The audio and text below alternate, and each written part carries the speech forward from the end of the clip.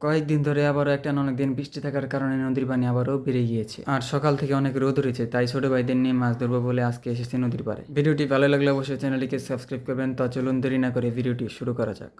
আজকে আমরা মাছ ধরবো আমার সেই মশারিটি দিয়ে। তো নদীর পাড়ে এসে আমার সেই মশারিটি দিয়ে পানিতে কয়েকবার টানা দেওয়ার পরই আমরা প্রথমের দিকে অনেকগুলো মাছ ধরতে পেরেছি। এরপর আরও ভালোভাবে টানা দেওয়ার চেষ্টা করছিলাম যাতে আরও বেশি পরিমাণ মাছ ধরতে পারি আমরা।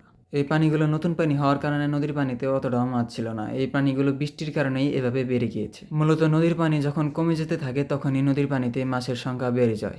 মাছ সেইভাবে ধরতে পারবো না জেনেও আমরা এসেছি আজকে মাছ ধরতে, কারণ এইভাবে নদীর পানিতে অনেক ছোট ছোট মাছ ধরাটাও অনেক আনন্দের। এরপর আলহামদুলিল্লাহ আমরা কিছুক্ষণের মধ্যে অনেকগুলো মাছ ধরতে পেরেছি। আমি এর আগে আর একটি মাছ ধরার ভিডিওতে বলেছিলাম এই মাছটি হচ্ছে ফইলা মাছ। আসলে এই মাছটি আমাদের এলাকায় কাহিলা মাছ নামে পরিচিত। মাছটির নাম আমি এর আগে ভুল বলেছিলাম, তাই আমি দুঃখিত। দুপুরবেলা অনেক রোদ থাকার পরেও আমি ছোট ভাই ও ভাতিজাদের নিয়ে মাছ ধরছিলাম নদীর পাড়ে। কিছুক্ষণ পরপরই নতুন নতুন জায়গায় মশারিটি দিয়ে টানা দিচ্ছিলাম যাতে কিছু মাছ ধরতে পারি আমরা, যা ভিডিওতে আপনারাই দেখতে পাচ্ছেন। এইভাবেই আমরা একটার পর একটা চেষ্টা করে যাচ্ছিলাম কিছু মাছ ধরার জন্য। আজকে মাছ ধরার সময় আমরা বেশ কয়েক রকমের মাছ ধরতে পেরেছি, আর এর মধ্যেই সব থেকে বেশি ধরা পড়েছিল চান্দা মাছ। আজকে মাছ ধরার সময় আমরা মোট 3টি কাহিলা মাছ ধরতে পেরেছিলাম। মাছগুলো ধরার পর পাশে একটি ছোট্ট রঙের কন্টেনারে পানি দিয়ে মাছগুলো রেখে দিচ্ছিলাম। শুরুর দিকে অনেকক্ষণ চেষ্টা করার পরেই এই মাছগুলো আমরা ধরতে পেরেছি, যা আপনারা ভিডিওতেই দেখতে পাচ্ছেন। এর মধ্যে আমরা একটি বড় কাহিলা মাছ ধরতে পেরেছিলাম।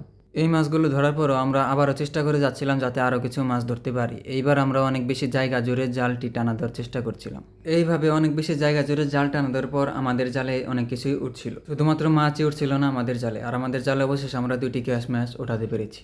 মাছগুলো ধরার সময় আমি কিছুক্ষণ পর পরই চেক দিচ্ছিলাম যে কতগুলো মাছ ধরতে পেরেছি আমরা। শুরুর দিকে আমরা বেশ কয়েকটি মাছ ধরতে পেরেছিলাম, কিন্তু এই সময় এসে আমরা ওইভাবে মাছ ধরতে পারছি না। কিন্তু এরপরও একটার পর একটা চেষ্টা করে যাচ্ছিলাম যাতে আরও কিছু মাছ ধরতে পারি আমরা। এখন আমাদের জালে শুধু ছোট ছোট মাছ ধরা পড়ছে, কিন্তু এরপর আমরা এই মাছগুলো ওই মাছগুলোর সঙ্গে রেখে দিচ্ছি।